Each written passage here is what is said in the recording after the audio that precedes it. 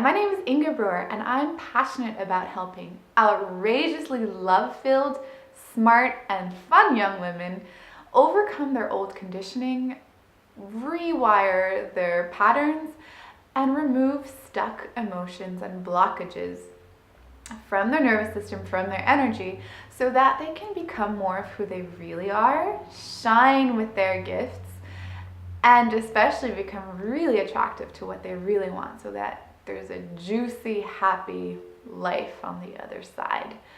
So if that sounds like you, and if that sounds like something you want, listen up. I want to talk about goals and intentions. It's well known that to succeed, goals are your friend.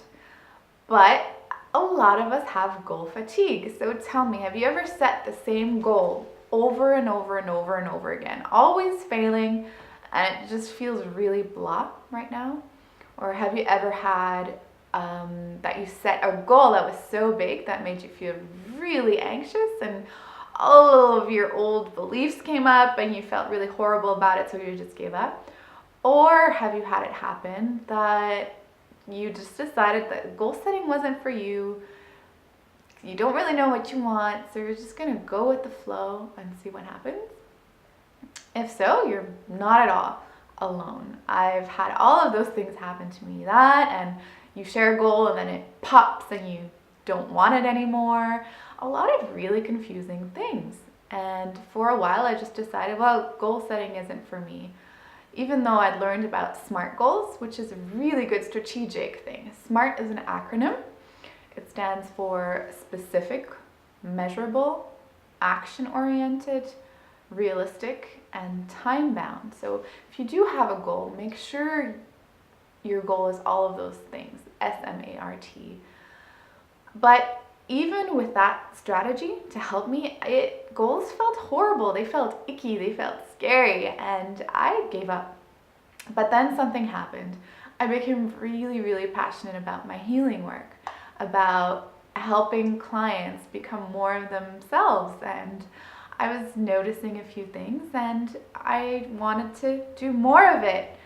And so I decided I had to figure this goal thing out for me, but for others as well. So here are 3 things that I learned that I really want to share with you. And my hope is that just by being aware of these things that happen, you can get closer to the life you want. So the first thing that I realized is that you really can't set should goals. A should goal is, I should lose 5 pounds. I should aim to make more money. I should want this. I should want that. Now, I set these for years, and they've sort of come from the head. They sort of like, okay, I should do this.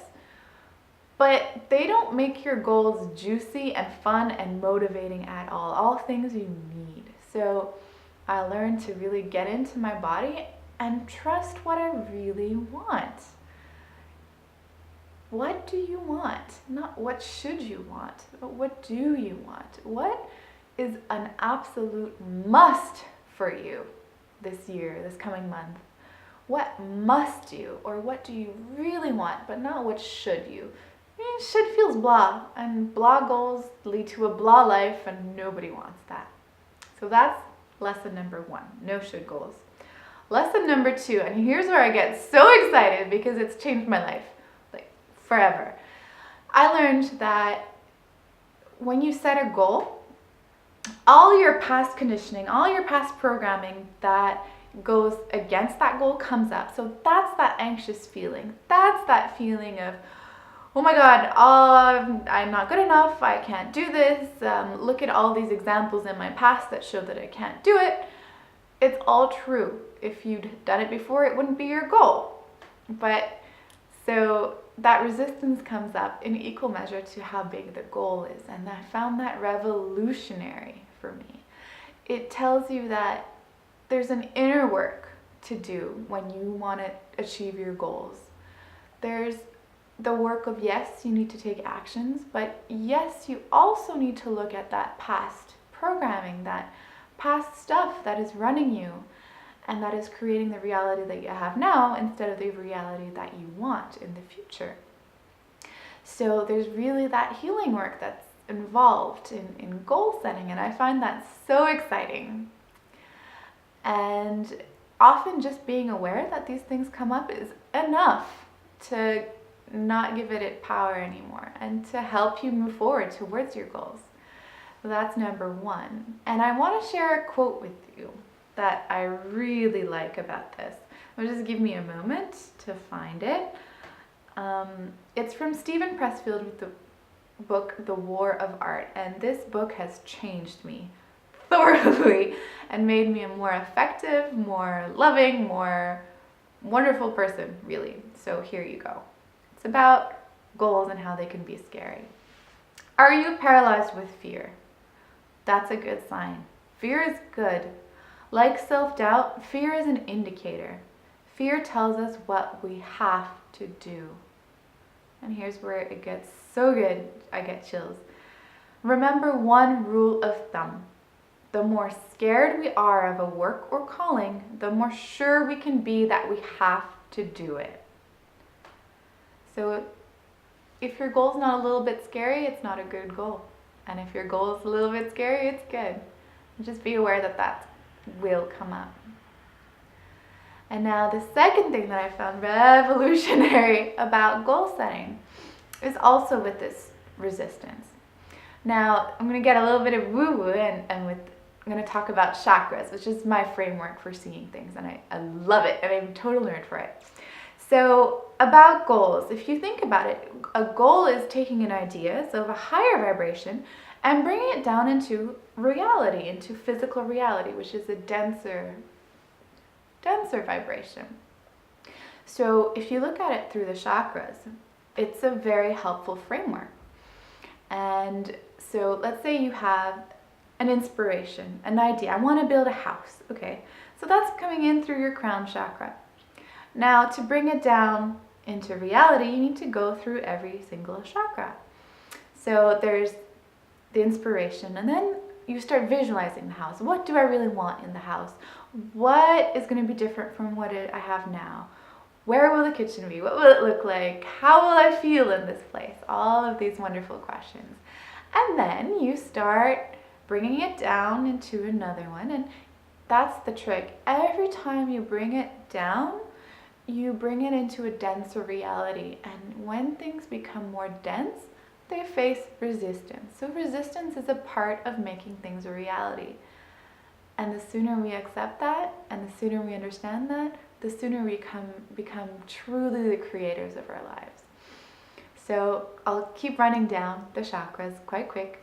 So you speak it, you talk to people about it, you become clear on what is possible for your reality. Then you build the relationships that will help you to get this going, the contractors. Then you do the work. The contractors come in and you keep going and keep going and keep going, and you really go from point A to point B. And to do that, you need to have sustained passion. So you have to tap into that, or the project fizzles. And then finally it becomes, in your root chakra, the true manifestation of it. And I found that so revolutionary. It's truly amazing to see that goals and resistance come hand in hand, and there's no escaping it. And it's beautiful, and it's a great thing. So that was it, and I wanted to share one more thing with you. There's this idea of setting goals that I came across not even 3 months ago, and it's genius. So to help you a little bit not get too overwhelmed by the resistance, this is what I suggest you do. So you set a goal, and then you set 3 levels of success. So a level of success where you're like, yeah, I'm happy, I accomplished my goal, this is good. That's level 1. Level 2 is like, oh my God, I can't believe this. And level 3 is like, you're so scared of this goal, and if you achieve it, it's like the miracle, and it's the best thing ever. So I find that really helps to aim really high, but also be realistic in what you can celebrate. And you can celebrate a lot. Every time you overcome resistance, celebrate that.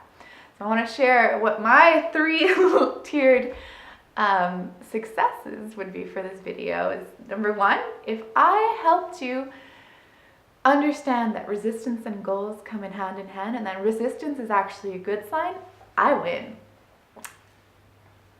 And hand in hand, get you to set a goal, I win. Second level is if I get you to click the link below and set up a 30-minute conversation with me where we're going to just look over your goals and see what kind of resistance is coming up and just uncover that interior stuff so you can make an action plan to deal with that. That's amazing. I'm really so excited to talk to you. Click the link below. And now the third level of super success for this video is if you decide to work with me over a series of sessions, we can look at different goals that we can really uncover and undo that old patterning, that old conditioning, that old stuck emotion so that you can really face that resistance and you can really make those goals a reality. I would be over the top excited to work with you. So there you have it. Do one of those three things. Set a goal, make an appointment for 30 minutes, or make an appointment for several sessions. And I will see you next time. I can't wait to talk to you.